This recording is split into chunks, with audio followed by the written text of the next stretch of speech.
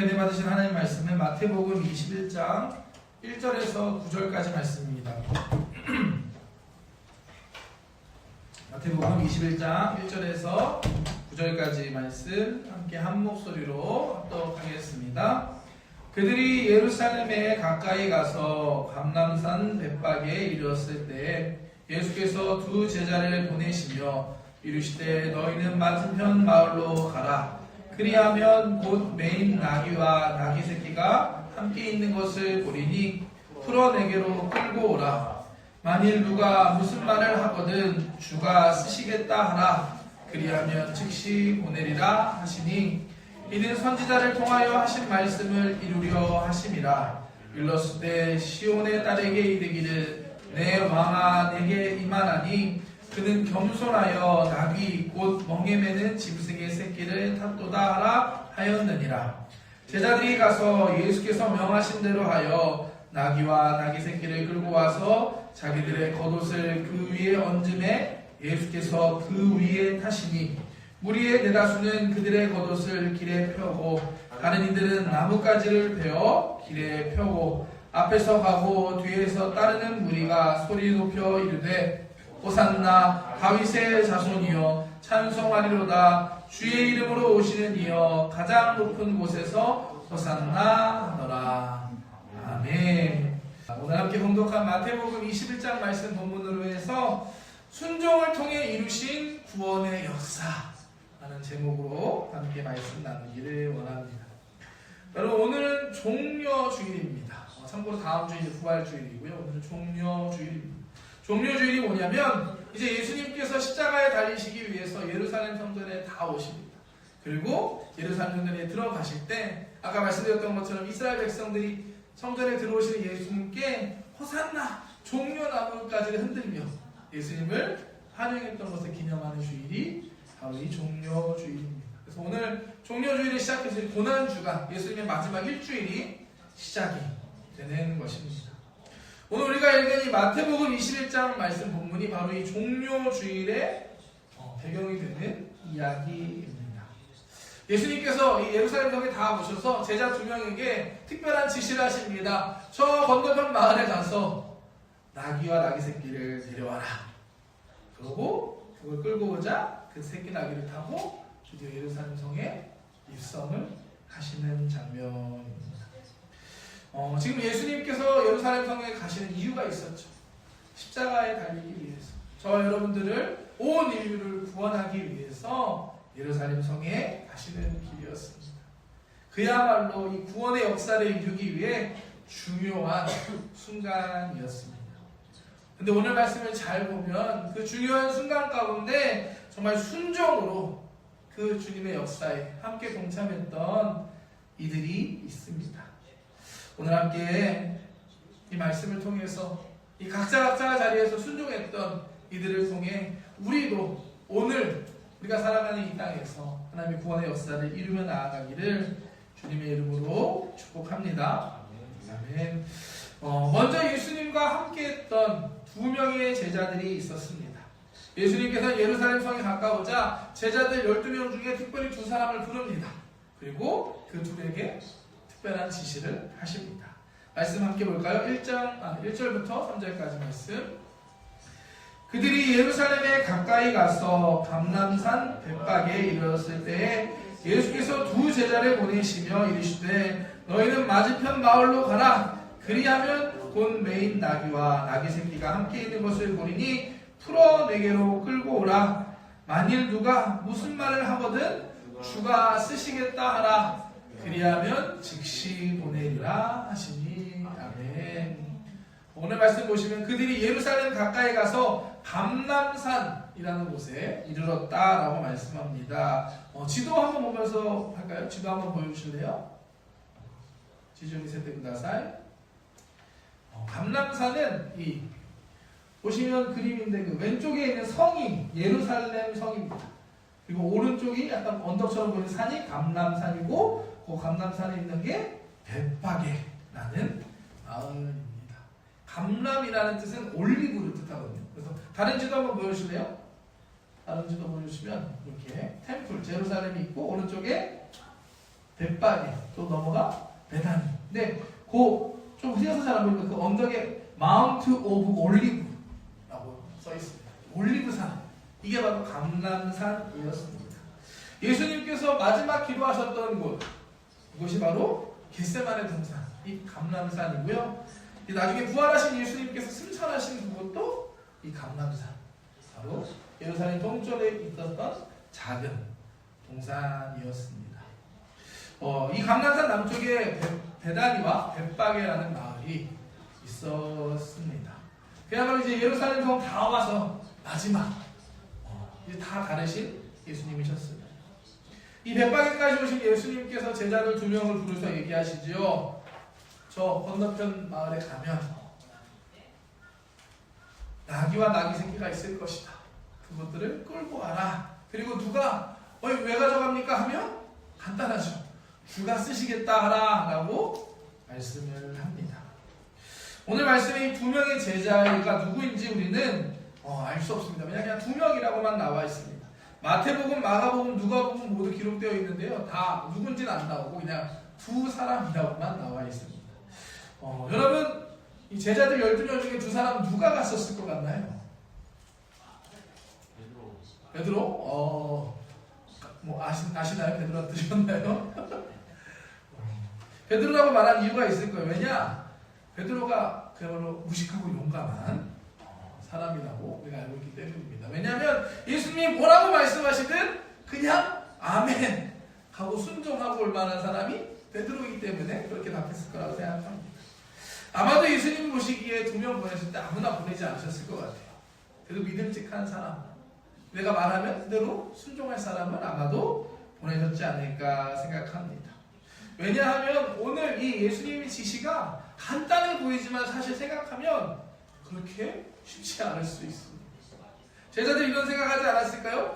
마을 어디에 나귀가 있는 거지? 그리고 그냥 막 끌고 와도 되나?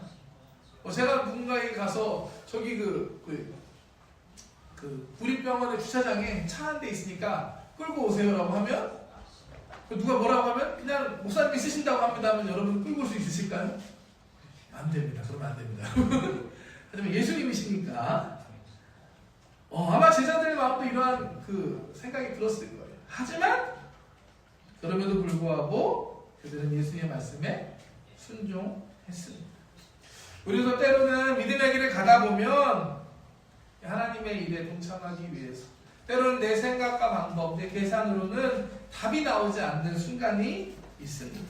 그야말로 믿음으로 말씀대로 순종해야 하는 순간들이 우리에게도 있습니다. 마태복음 21장 6절 말씀 함께 볼까요? 제자들이 가서 예수께서 명하신 대로 하여. 아멘. 예수님의 제자들은 믿음이 좋은 사람들이었던 것 같아요. 예수님 말씀하신 그대로 명하신 대로 순종합니다. 그리고 이 말씀대로 순종하며 나아갈 때 하나님의 구원의 역사에 작은 부분이었지만 함께 동참할 수 있었습니다. 사실 예수님의 지시하신 이것은 이미 성경 말씀에 이미 예전에 예언된 하나님의 말씀이었고 그 말씀이 성취된 것이었습니다. 그야말로 하나님의 뜻이 이루어진 사건이었습니다. 마태복음 4절 5절 한번 볼까요? 오늘 본문 말씀. 이는 선지자를 통하여 하신 말씀을 이루려 하심이라. 일러스되 시온의 딸에게 이르기를 내 왕이 내게 임하나니 그는 겸손하여 나귀 곧 멍에 매는 짐승의 새끼를 탔도다 하라 하였느니라. 아멘. 이 선지자를 통하여 하신 말씀 어디에 있냐? 구약 성경 스가랴서 9장 9절 말씀의 성취입니다. 한번 볼까요? 스가랴 9장 9절. 이건 구약 성경 말씀입니다. 시온에 따라 크게 기뻐할지어다. 예루살렘에 따라 즐거이 부를지어다. 오라 내 왕이 내게 임하시나니 그는 공의로우시며 구원을 베푸시며 겸손하여서 나귀를 타시나니 나귀의 작은 것 곧 나귀 새끼입니다. 아멘. 이 스가랴서 말씀인데요. 스가랴 선지자가 누구냐 간단하게 설명드리면 이제 이스라엘 백성이 바벨론의 포로로 끌려갔다가 돌아오죠. 돌아온 그 시대에 사역했던 선지자가 스가랴입니다. 예수님으로부터 500년 전, 기원전 500년경에 사역했던 선지자가 스가랴 선지자였습니다. 쉽게 말해서 500년 전에, 예수님 오시기 전에 500년 전에 이미 예수님께서 예루살렘 성전 들어가실 때 나귀 새끼를 타실 것이다. 공의로우시고 겸손하셔서 나귀 새끼를 타고 예수님이 가실 거다라고 이미 예언의 말씀이 있었던 것입니다. 예수님께서 2명의 제자를 특별히 보내셨던 것은 이 예언의 말씀의 성취였습니다. 아마도 이 두 사람은 전혀 몰랐을 거예요. 그냥 가라 하니 갔었을 것 같습니다. 하지만 그 뒤에는 이와 같은 큰 뜻이 있었습니다. 그냥 주의 말씀에 순종하고 아멘하고 나아갔을 때 이 크신 하나님의 말씀의 성취를 위한 중요한 역할을 그 제자 두 사람은 감당할 수 있었던 것입니다. 이처럼 때때로 우리도 예수님의 말씀에 계산하는 것이 아니라, 판단하는 것이 아니라 그저 순종하고 따를 수 있는 저와 여러분들 되시기를 축복합니다. 그럴 때 하나님의 구원의 역사에 도구로 우리도 쓰임 받을 줄 믿습니다. 요한복음 6장에 보면은 유명한 이야기죠. 오병이어 기적이 나옵니다. 제가 많이 말씀드리는데요. 예수님께서 남자만 5,000명 되는 사람들을 먹여주신 이야기입니다. 놀라운 기적이었죠. 이때도 두 사람의 제자가 등장합니다. 이때는 이름이 다 나옵니다. 첫 번째 사람이 바로 빌립이었는데요. 예수님께서는 먼저 그 상황에 빌립에게 물어보십니다. 이 많은 사람들을 어떻게 하면 먹일 수 있겠느냐? 네, 이것은 이 빌립의 믿음을 시험하기 위한 예수님의 물음이었습니다. 함께 말씀을 통해 볼까요? 요한복음 6장 5절부터 말씀입니다.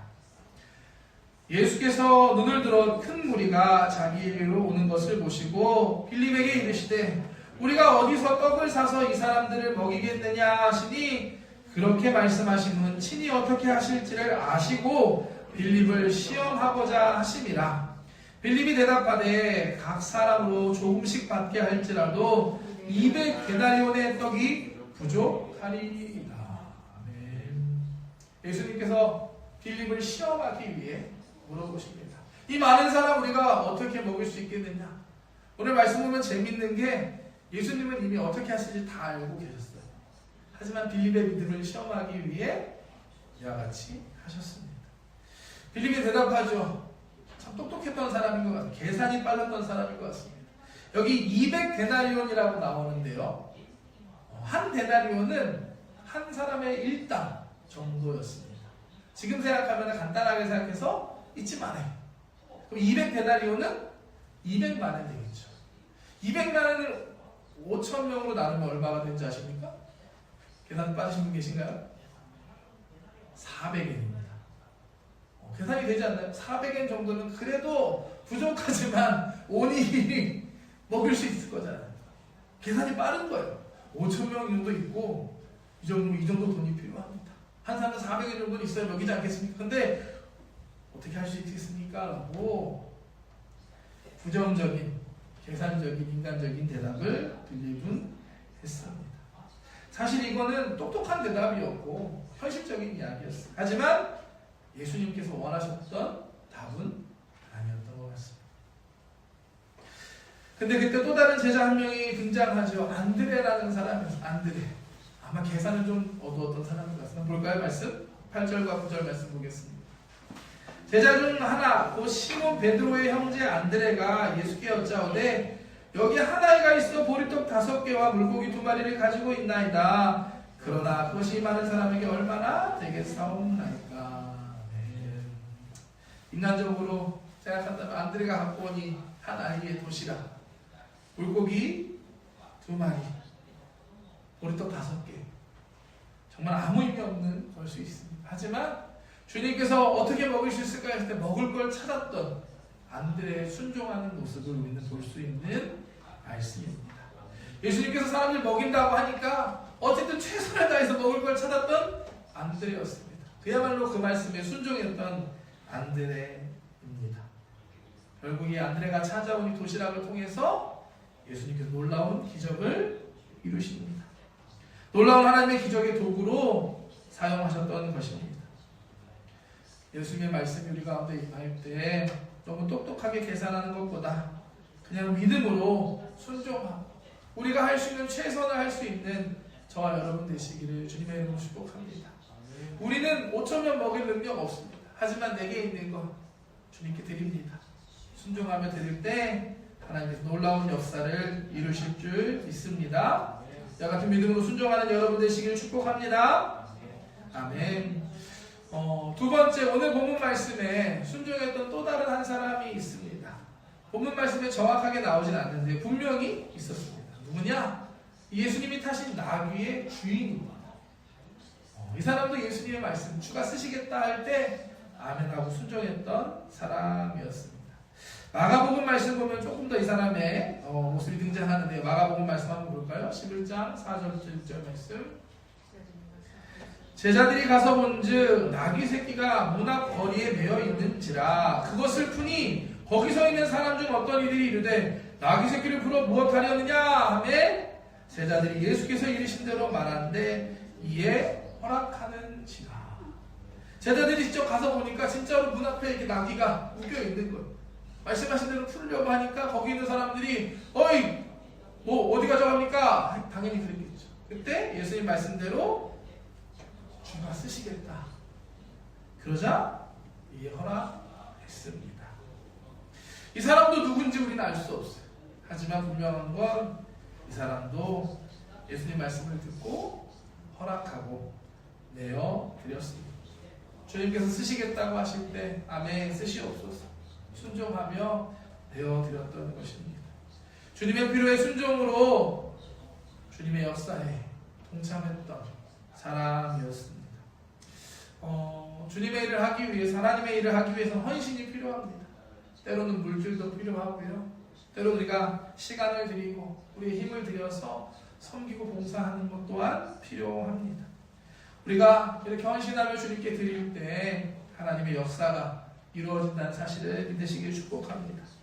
물론 사람의 돈으로 사람의 능력으로 하나님 일을 하는 건 절대 아닙니다. 하지만 하나님 일을 위해서는 누군가의 헌신이 필요하다는 사실을 잊지 않는 저와 여러분 되시기를 축복합니다. 아까 말씀드렸던 오병이어 기적에서도 자기 도시락을 드렸던 그 한 어린아이가 있었습니다. 이 아이가 이 자기의 전부 도시락을 드렸을 때 그 도시락을 통해 놀라운 기적의 역사가 있었던 것입니다. 이 아이가 내어드리는 것을 통하여서 놀라운 기적이 이루어지고 5,000명이 먹고 12광주리가 남는 놀라운 기적의 역사가 일어났습니다. 우리가 주님께 우리의 것들을 드릴 때 작은 것을 내어드릴 때 우리를 통해서도 우리가 상상할 수 없는 놀라운 일을 주님께서 이루실 줄 믿습니다. 여러분 한번 생각해 보세요. 이 아이도 누군지 모르지만 이 오병이어 때 분명히 도시락 드린 아이 있잖아요. 그 아이의 평생 자랑이 되지 않았을까 생각합니다. 내가 예수님한테 도시락 내 거 드렸는데 예수님 그거 갖고 5,000명을 다 먹으셨어. 아마 평생의 자랑이 됐을 거예요. 섬겨본 사람, 드려본 사람은 그 기쁨을 압니다. 내가 드렸을 때 내 헌신을 통하여 놀라운 일을 역사하실 때 그것만큼 큰 영광과 기쁨이 없습니다. 이와 같은 간증과 경험들로 충만한 우리 가와사키 성전 성도님들 되시기를 주님의 이름으로 축복합니다. 주님께서 우리의 시간, 우리의 물질, 또한 우리의 어떠한 것을 요구하실 때 아멘으로 내어드릴 수 있는 저와 여러분들 되시기를 주님의 이름으로 축복합니다.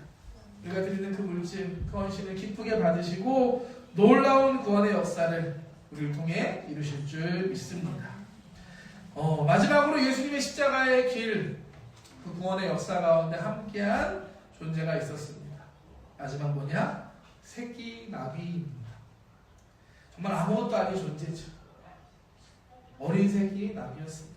하지만 예수님께서 그 나귀를 부르시고 그 나귀를 사용하실 때 그리고 세상에서 가장 유명한 나귀가 되었습니다. 우리 인생도 이 나귀와 같지 않을까 생각합니다. 우리가 아무것도 아니죠. 부족하고 연약한 사람들입니다. 하지만 주님께서 우리를 택하고 불러주시고 사용하시면 우리를 통해 놀라운 일을 이루시는 것입니다. 주님께서 우리를 부르시고 우리를 구원해 주시고 하나님의 자녀로 삼아 주셨습니다. 우리에게 각자에게 주신 사명이 있음을 믿습니다. 이 부르심의 순종함으로 사명을 감당하며 나아갈 때 오늘 말씀의 이 새끼 나귀와 같이 주님께 귀하게 쓰임받는 우리 성도님들 되시기를 축복합니다. 순종으로 이 하나님의 구원의 역사에 동참할 수 있는 함께하는 저와 여러분 되시기를 축복합니다. 하나님의 구원의 역사는 창세부터 지금까지 계속 이루어지고 있습니다. 예수님의 십자가를 통해 이루어졌습니다. 창세기 말씀 한번 볼까요? 창세기 3장 15절 말씀 보겠습니다. 내가 너로 여자와 원수가 되게 하고 내 후손도 여자의 후손과 원수가 되게 하리니 여자의 후손은 내 머리를 상하게 할 것이요 너는 그의 발꿈치를 상하게 할 것이니라 하시고. 아멘. 이 말씀을 창세기에는 원복음, 가장 오리진, 가장 최초의 복음이라고도 말합니다. 가장 원시적인 최초의 복음이죠.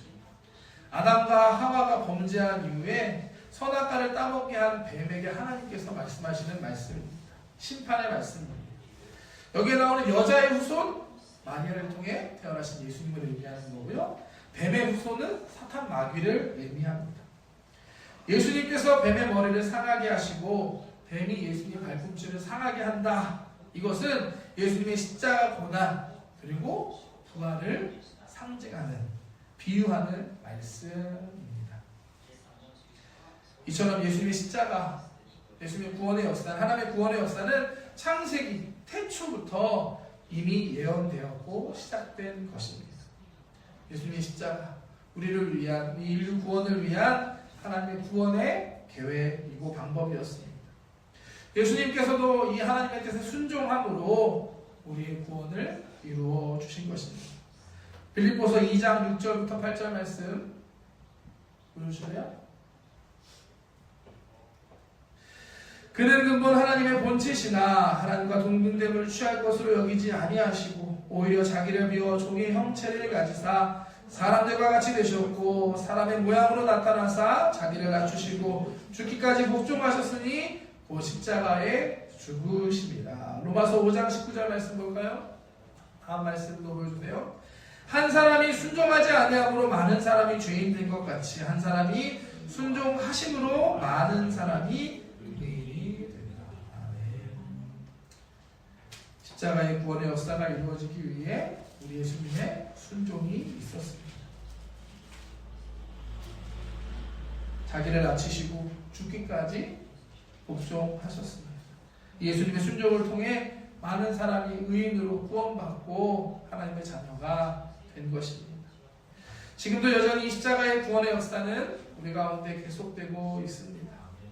이 놀라운 구원의 역사 가운데 함께할 사람들을 하나님은 찾고 부르시고 계신다고 저는 믿습니다.